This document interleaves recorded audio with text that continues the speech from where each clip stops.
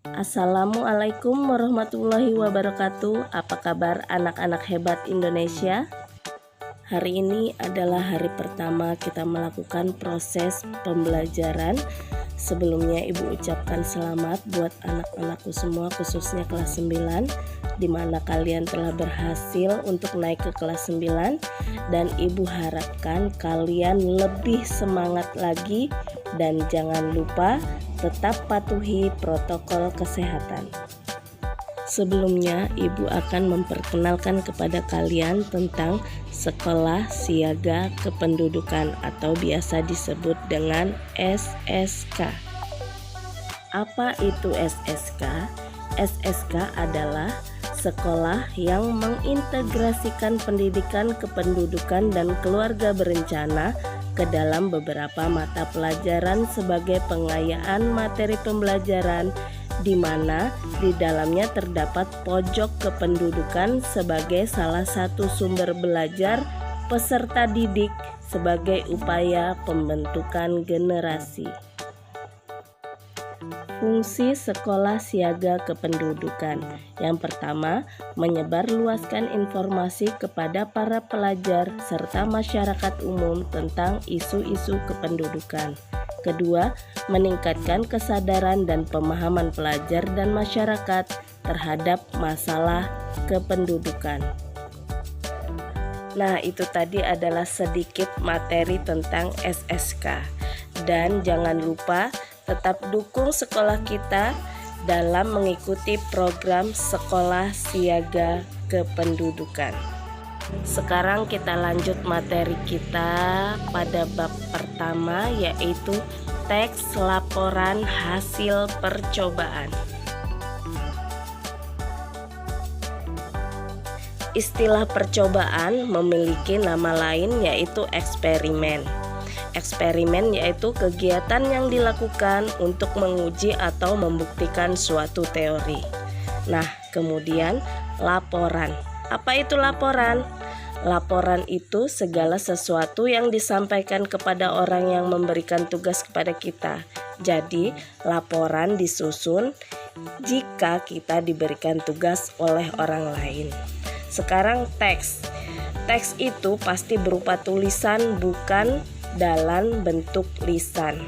Jadi, dapat disimpulkan, teks laporan percobaan adalah laporan yang menyampaikan hasil kegiatan percobaan, baik itu menguji atau membuktikan suatu teori. Sekarang ciri-ciri teks laporan percobaan. Yang pertama adalah fakta. Apa yang dimaksud dengan fakta? Fakta itu adalah sesuatu yang sudah pasti. Coba perhatikan baik-baik kalimat yang akan Ibu berikan. Yang pertama adalah kandungan vitamin pada jeruk nipis itu sekitar 250 mg. Nah, coba perhatikan, apakah kalimat di atas adalah fakta? Bukan ya, karena kalimat di atas itu terdapat kata sekitar. Nah, kata sekitar itu masih belum dapat dipastikan kebenarannya.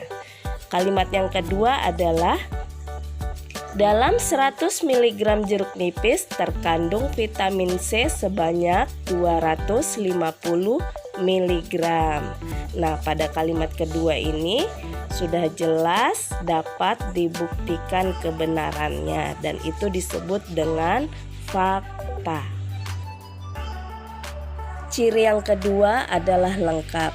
Mengapa teks laporan percobaan harus lengkap? Jawabannya, agar teks laporan percobaan yang kita sampaikan dapat bermanfaat bagi pembaca, dan orang atau si pembaca dapat memahami secara utuh tentang hasil dan data dari teks laporan tersebut.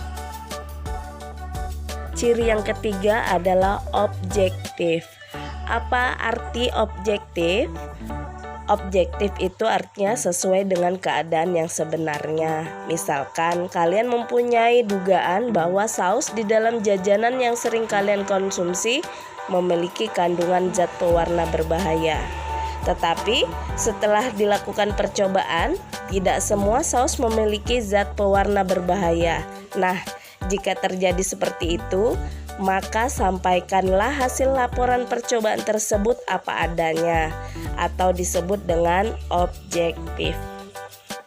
Selanjutnya, fungsi teks laporan percobaan. Ada 5 fungsi teks laporan percobaan. Yang pertama, informasi. Misalkan, kita ingin mengetahui kandungan vitamin C pada macam-macam jenis jeruk. Nah, kita tinggal mencari informasi dari teks laporan percobaan yang dibuat orang lain.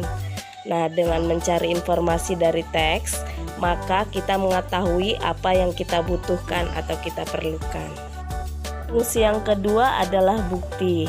Nah, dengan membuat teks laporan percobaan, maka kita membuktikan bahwa kita benar-benar melakukan percobaan, baik itu dilakukan untuk menguji atau membuktikan suatu teori.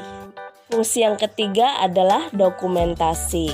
Dalam penyusunan teks laporan percobaan, kalian akan mengumpulkan data, mengumpulkan informasi, kemudian memilihnya, mengklasifikasikannya, dan menyajikannya. Nah, cara yang mudah agar data yang kita buat tidak hilang yaitu dengan cara mendokumentasikannya. Nah, fungsi teks laporan percobaan yang ketiga adalah untuk dokumentasi. Nah, selanjutnya yang keempat, pemecahan masalah. Nah, dengan percobaan maka kita dapat memecahkan masalah yang kita hadapi. Terakhir adalah pertanggungjawaban.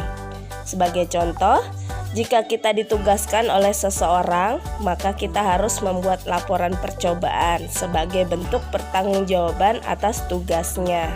Nah, dengan laporan percobaan, orang yang memberikan tugas juga dapat dengan mudah mengetahui apakah kita sudah benar dalam melakukan percobaan tersebut atau belum.